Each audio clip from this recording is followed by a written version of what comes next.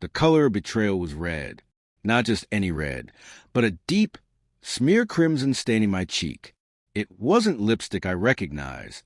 It was a shade I'd come to associate not with love, but with lies. Liliana, my wife of 10 years, staggered to the front door. The sharp tang of cheap tequila hit me first, followed by the faint trail of a floral scent that didn't belong to her usual perfume.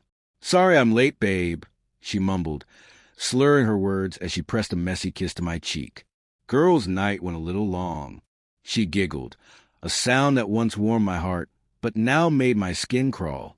Something felt wrong. Deeply, sickeningly wrong. This wasn't the first time Liliana had come home late under the pretense of a girls' night. Recently, there had been missed calls, hushed phone conversations, an unexpected fixation on her appearance. Then came the small lies, the way she'd avoid eye contact, and the silent distance growing steadily between us, a chasm widening with each passing day. I tried to shake the feeling, told myself I was imagining things. But the anxiety didn't go away. It grew. Every unanswered question, every flimsy excuse only tightened the knot in my stomach. Later that night, after she'd passed out, her phone buzzed on the nightstand. I hesitated. I knew I shouldn't. I told myself to walk away, but the doubt had already taken root. I reached for it. A message appeared, saved under Spa Day. It read, "Last night was incredible. Miss you already. X." My blood turned to ice. Hands trembling, I unlocked the phone and went deeper. The text spanned weeks, maybe months. Secret meetings, hidden kisses, soft-spoken promises whispered in the dark. My reality cracked. Liliana, my sweet, funny, loyal Liliana, was having an affair. But it wasn't the text that crushed me. It was the voicemails. There were 2 of them, buried among the messages. I pressed play. A man's voice, smooth and smug, filled the room. "Hey, beautiful. Just thinking about you. Can't wait to see you tomorrow." The second was worse. It was her, breathless, giddy. "Oh, Daniel, I can't stop thinking about you. Being with you, it's everything." Daniel. His name hit like a dagger. Everything sacred between us. Mocked. I sat there in the dark. Her phone still warmed my grip as the foundation of my world disintegrated. I didn't cry. I didn't yell. I just went cold.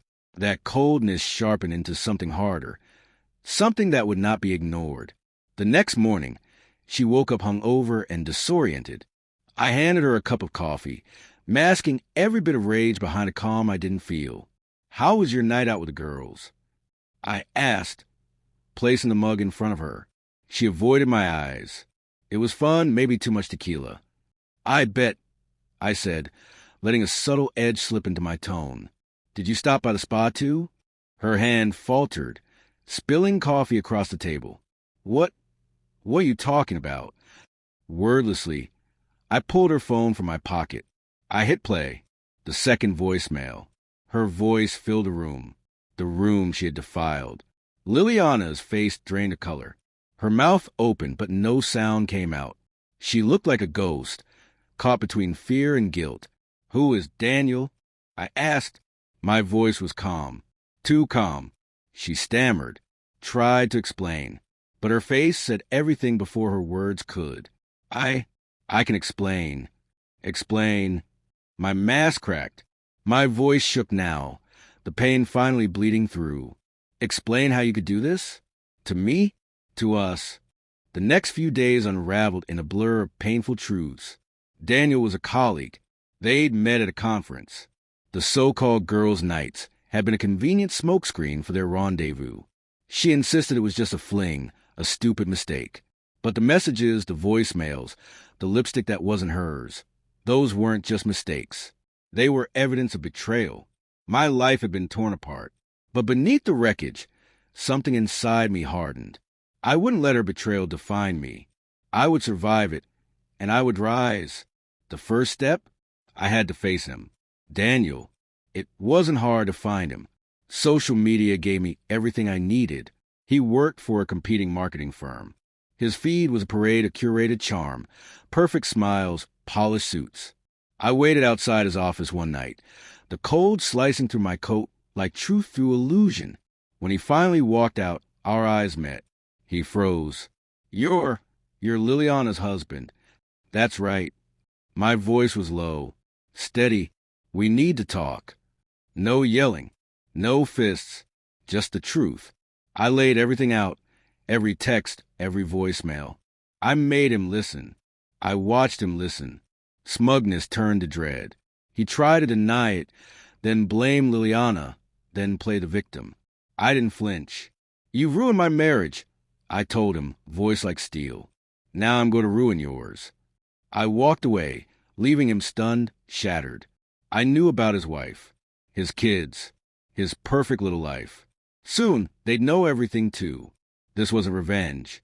This was consequence. The weeks that followed blurred into court hearings, legal papers, and boxes packed with a life I thought we'd share forever. Liliana begged. She cried. But I was done. The trust? Gone.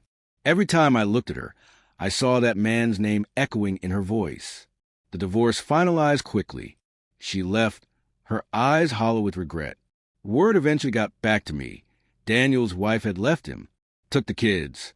His career? In free fall. Everything he built, gone. But I didn't feel triumphant. There were no victors in this story. Only wreckage. Collateral damage of choices that couldn't be undone. I sold the house. The memories within it, both cherished and cursed, were too heavy to bear. I started fresh. Alone. Healing was slow. Brutal. Some nights, the silence screamed louder than any fight we ever had. But little by little, I found my footing. I leaned into work, reconnected with friends, rediscovered forgotten joys. I began to imagine a future, one without her. Years passed. One day, I saw her again, at a coffee shop of all places.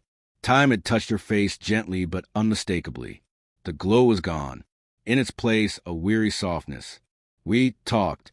About life. About the past. There was no blame in her eyes. Just sorrow. She apologized again.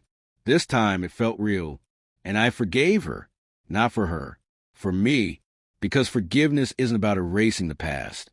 It's about freeing yourself from it. It's about releasing the weight of pain so it doesn't poison the future.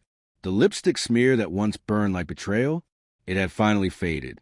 The scars remained, but they were mine. A map of everything I'd survived. Proof that I could still feel, still live, still love. And that, I realized, was its own kind of victory.